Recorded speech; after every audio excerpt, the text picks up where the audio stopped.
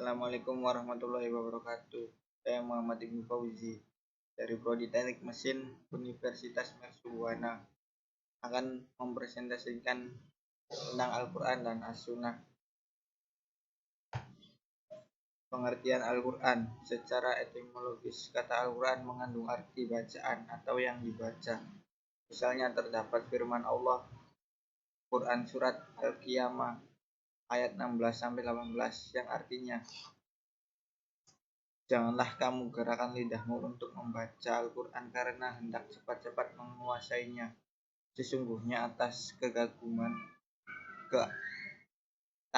kamilah mengumpulkannya dan membuat pandai membacanya.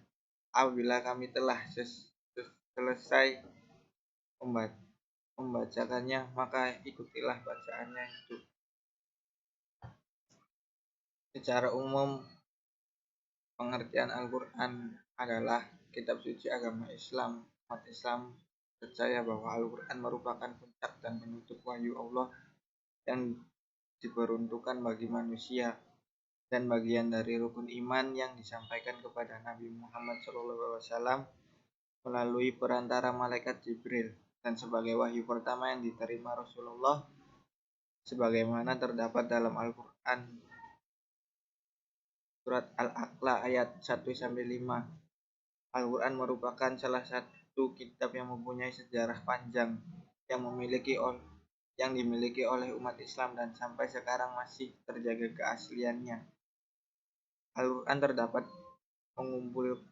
pengumpulannya mencapai 2 tahap, yaitu tahap pertama mengumpulkan Al-Quran dalam arti menghafal Al-Quran pada masa Nabi. Tahap kedua dalam arti penulisan Al-Quran. Hal ini dinamakan penghafal dan pembukuan Al-Quran. Karakteristik Al-Quran. Dari beberapa definisi Al-Quran di atas, jelaslah bahwa Al-Quran mempunyai ciri-ciri khas dan keistimewaan sebagai berikut. 1. Lafal dan maknanya datang dari Allah dan disampaikan kepada Nabi Muhammad melalui malaikat Jibril dengan jalan wahyu. Nabi kita boleh mengubah baik kalimat maupun pengertiannya selain dari menyampaikan seperti apa dan apa yang diterimanya. 2. Bahwa Al-Quran diturunkan dengan lafaz dan gaya Arab.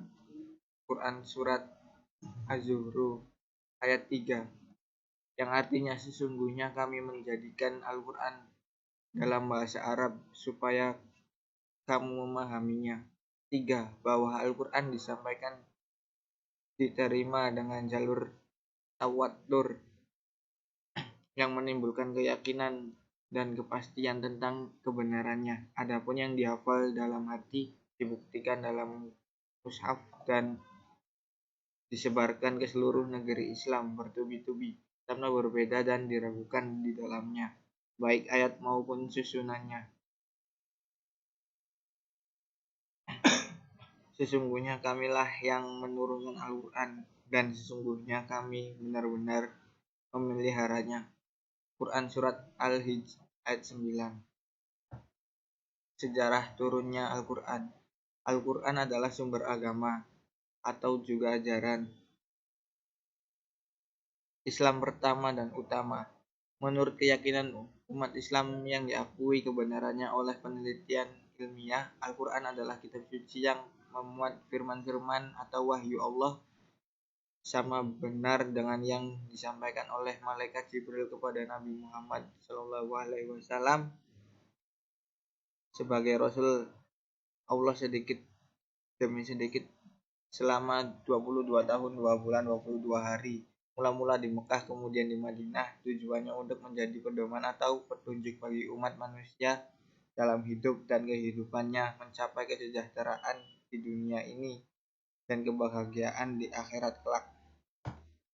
Isi kandungan Al-Quran: 1. Tauhid, 2. Janji dan ancaman Allah, 3. Ibadah, 4. Jalan mencapai kebahagiaan, 5. Cerita-cerita atau sejarah umat manusia sebelum Nabi Muhammad. Pengertian As-Sunnah. Secara etimologi As-Sunnah yaitu yaitu cara atau jalan terpuji ataupun tercela. Secara terminologi as-sunnah adalah sebagai berikut.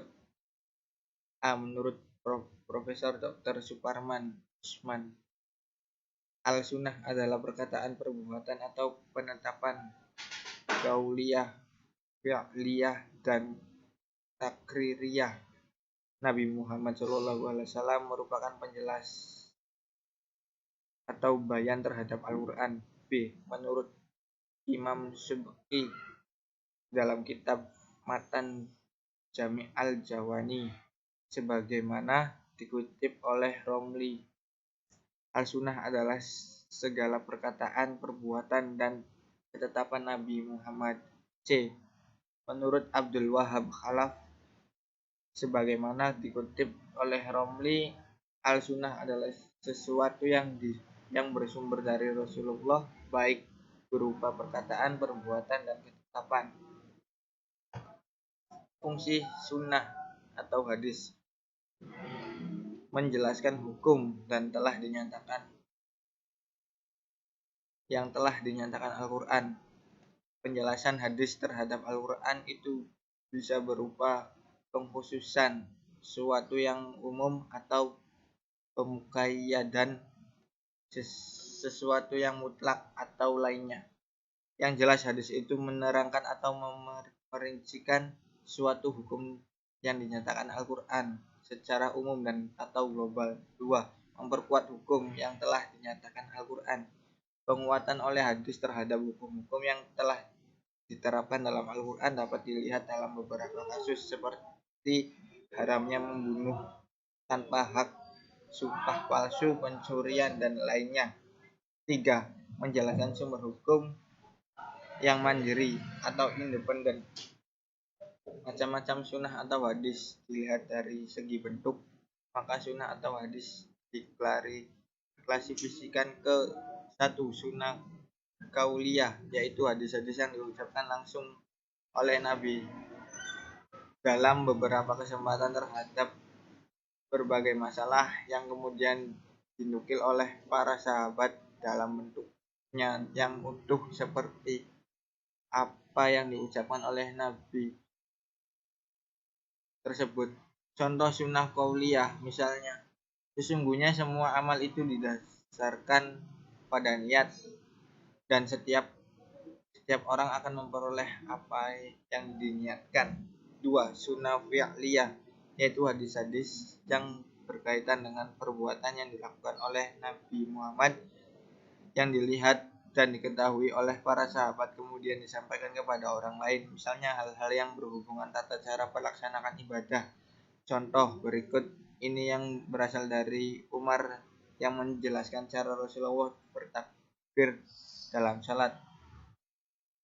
Adalah Rasulullah apabila ia hendak mengerjakan salat, ia mengangkat kedua tangannya sejajar dengan dua sisi bahunya seraya bertakbir mengucapkan Allahu Akbar. Jika ia ingin ruku, ia lakukan seperti itu juga, dan demikian pula ketika bangkit dalam ruku.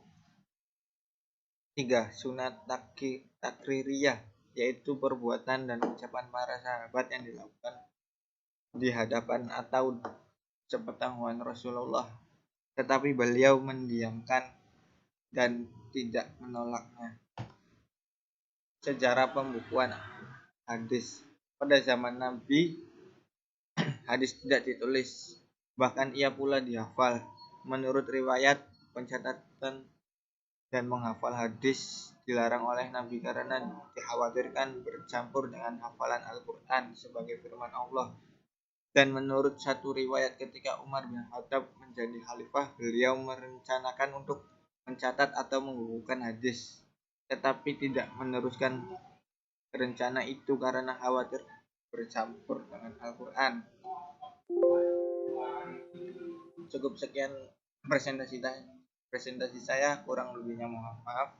Wabillahi taufiq wal hidayah. Assalamualaikum warahmatullahi wabarakatuh.